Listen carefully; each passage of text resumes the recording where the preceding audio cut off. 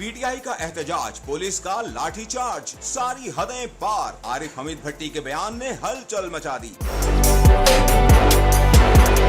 पाकिस्तान तहरीक इंसाफ के रावलपिंडी में किए गए एहतजाज और पुलिस के एक्शन के हवाले से सीनियर सहाफी आरिफ हमीद भट्टी ने सोशल मीडिया प्लेटफॉर्म एक्स पर ट्वीट करते हुए लिखा कि पिंडी एहतजाज को रोकने के लिए जिस तरह पुलिस ने ताकत का गलत इस्तेमाल करते हुए अवाम पर तशद्दुद किया है, ये जमहूरियत नहीं आमिराना सोच है।